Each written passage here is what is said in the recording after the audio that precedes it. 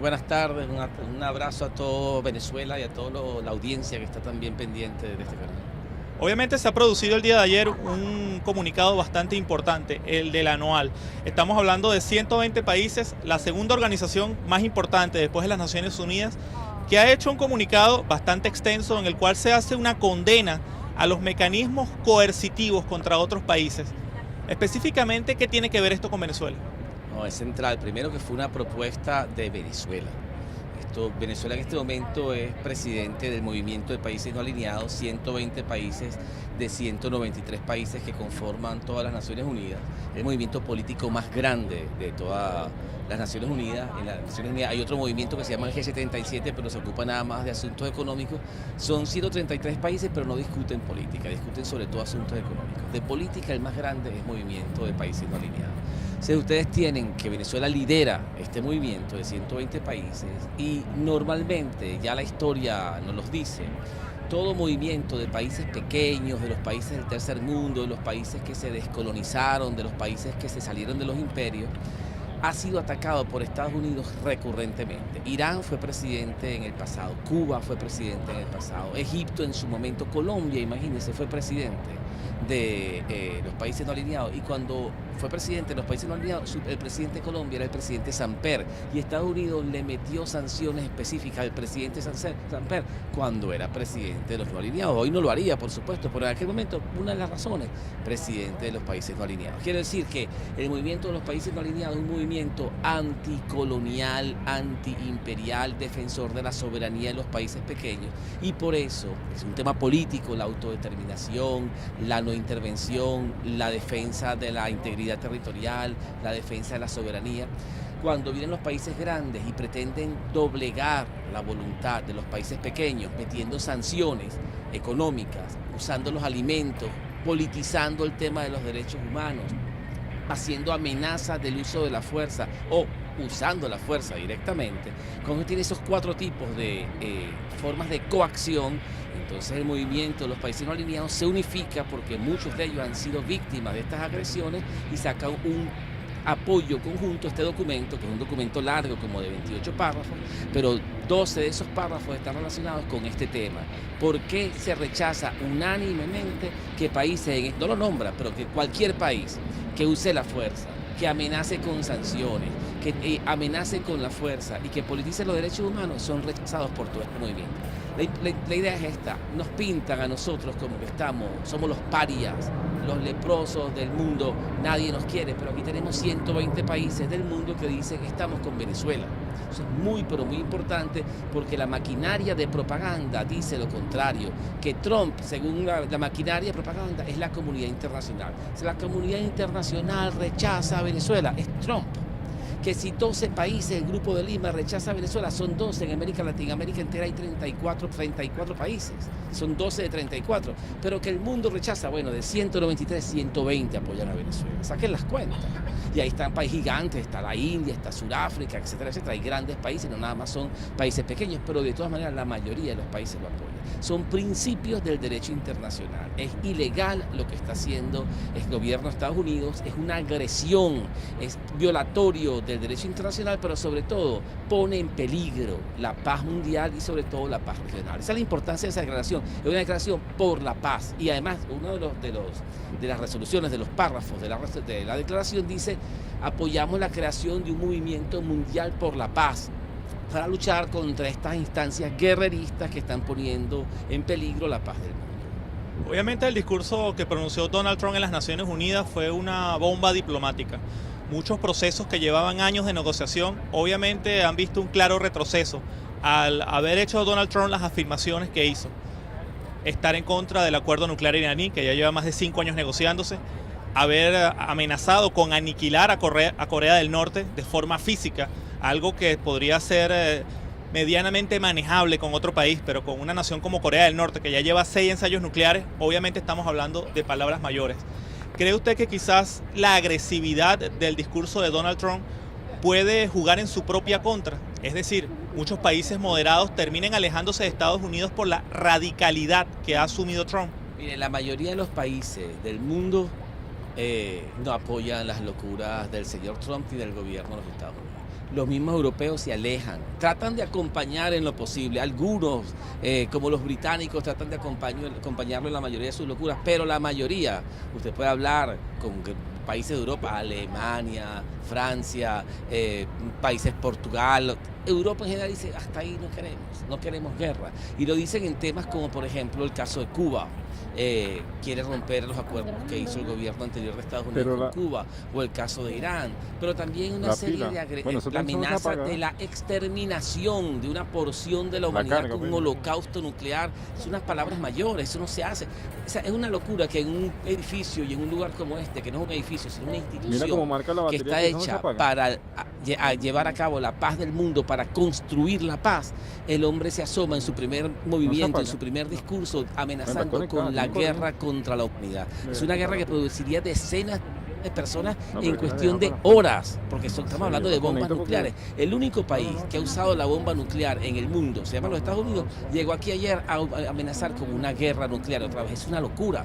Y creen que eso, simplemente por la repetición, se va a lo que llaman ahora normalizando. Es decir, uno se lo va absorbiendo, lo va digiriendo, y parece que es normal escuchar a un loco hablando de guerra nuclear, y casi que hay gente que lo aplaude. Y ayer hubo gente que se echó a reír con los chistes del señor Trump acerca de la matanza de la humanidad. Una locura. Yo me estaba acordando precisamente de la cara de Nikki Haley y de Rex Tillerson, el canciller de Estados Unidos, y también la embajadora acá en las Naciones Unidas, y obviamente la cara era un poema. Se encontraban completamente compungidos ante lo que ha sido este discurso de Donald Trump. Creo que en buena medida porque ellos van a tener que ser los que van a tener que dar las explicaciones luego que Donald Trump abandone las Naciones Unidas y ellos tengan que seguir negociando. Obviamente estamos en un escenario bastante inédito con este tema que se está planteando con el gobierno norteamericano. ¿Cree usted que tendrán éxito esta arremetida contra Venezuela, o esta declaración de Nueva York puede ser un escudo que proteja a nuestro país? Bueno, primero es un acto de rechazo a una agresión contra un país pacífico que no es una amenaza para nadie, y que estos, con sus actos retóricos y con sus maniobras, pretenden convertir en una presa, en un blanco de ataque. Todo esto es un bombardeo propagandístico para ablandar a la opinión pública y después las nuevas agresiones sean justificadas o aceptadas. Mire, yo le voy a decir un detalle que se sale un momento de la declaración, pero que los medios de comunicación no le han puesto atención, como me la paso estudiando este tema. Hace una semana y media, un ex asesor muy importante del presidente Donald Trump, pónganle atención a lo que le voy a decir, que es un dato verídico, no es mi opinión, dijo en un programa de televisión, se llama Stephen Bannon. Stephen Bannon fue el súper asesor de seguridad nacional del presidente Trump hasta hace como 2 o 3 semanas. A él dio una entrevista después que salió del cargo, y a él le pregunta que si Trump está loco, y él dice que no, claro, él defiende a su presidente Trump, ¿no? Y él dice, le voy a poner como ejemplo, dice Bannon, yo estuve en el Consejo de Seguridad Nacional, dice él, y en febrero, cuando llegó el presidente Trump a la oficina de la presidencia, se encontró con 3 crisis. Una crisis cubana de misiles en Corea del Norte, una guerra de Vietnam en Afganistán y un valle de cochinos en Venezuela. Kennedy, pero ahora con Trump. Se lo propusieron. Los militares norteamericanos y la CIA le propuso al presidente Trump un ataque tipo de Bahía de Cochinos, y no lo digo yo, lo dice el jefe o uno de los grandes asesores, el gran estratega de seguridad nacional del presidente Trump hasta hace 2 semanas. Nadie ha dicho nada de eso. El hombre lo dijo y los medios han callado como si no lo hubiera dicho. Es más, yo lo estoy diciendo y muchos dirán, ¿de dónde sacó Moncada este cuento? Bueno, lo dijo y está grabado y está en televisión, pero les ocultan lo que les interesa.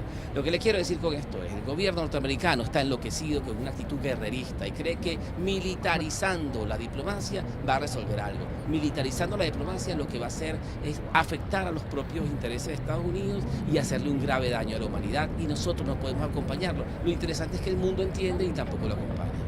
obviamente usted ha planteado un tema interesante, lo que es el orden geopolítico mundial. La ANOAL representa 120 países, más los países asociados, que si mal no me equivoco son 17. Más de la mitad de la humanidad está representada en esta organización. Y obviamente nos encontramos en uno de esos puntos clave de la política internacional.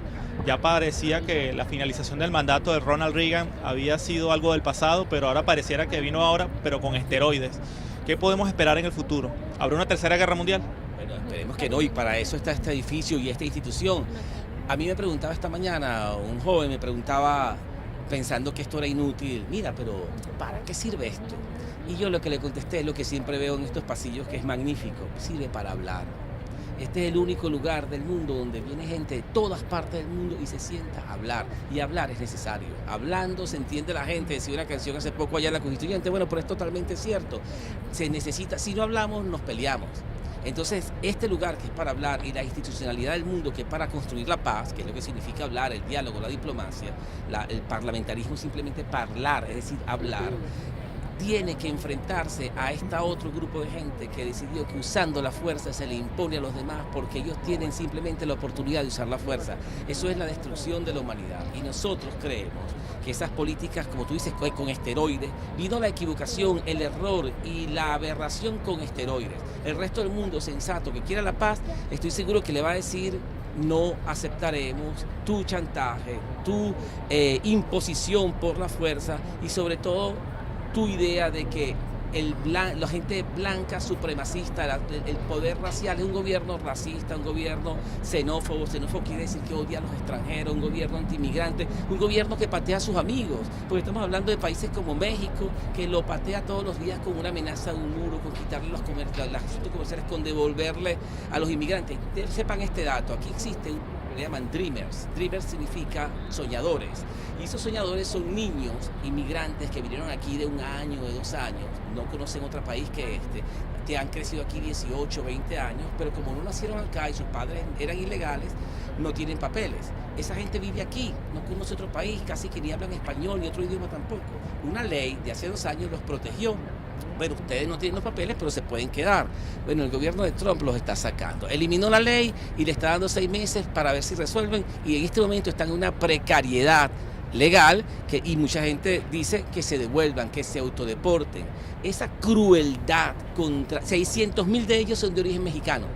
Entonces México, que se supone que quiere ser el mejor amigo de Estados Unidos, mira lo que hace Estados Unidos con los dreamers mexicanos. Los quiere devolver todos 600.000 jóvenes que no conocen otra cosa. O sea, es un acto cruel, hostil, inamistoso.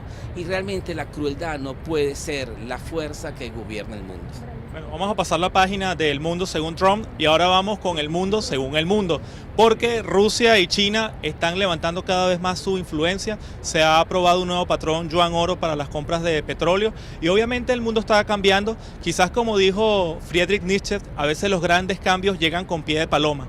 No los vemos, pero están ahí y pronto van a convertirse en una realidad que lo va a cambiar todo. ¿Qué podemos esperar en el mundo? Mire, hay una tensión grande, las fuerzas quizás más oscuras, más retrógradas, con menos sensibilidad acerca de la humanidad, de los valores humanos, están haciendo un esfuerzo por imponer. Y yo creo que hay una reacción. Se me fue el audio. Primero tenue, tímida, ¿verdad? No quieren el enfrentamiento entre esas fuerzas y la gente sensata. Pero la gente sensata se está reorganizando. No, se fue El movimiento de países no alineados es una fuerza. China, Rusia, la propia Europa, que no llega a los extremos raciales, ni insultantes, ni belicistas como Trump, tampoco quiere eso. El caso es que, por ejemplo, Francia se opone a la ruptura del acuerdo con Irán y buena parte de Europa, porque costó mucho llegar hasta ahí.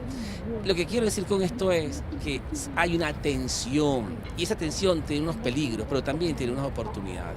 Quizás, y ojalá aprovechemos nosotros, si fuéramos suficientemente sabios como humanidad, aprendamos de estos errores que ya se cometieron en el pasado, las ideologías racistas, las ideologías guerreristas, las ideologías crueles, y que sepamos que es un momento para superarlas o para menos evitar que se impongan, para derrotarlas y llegar a un nuevo tipo de acuerdo. No estoy soñando como flores, estoy diciendo un acuerdo práctico que permita primero estabilidad y luego con la estabilidad prosperidad.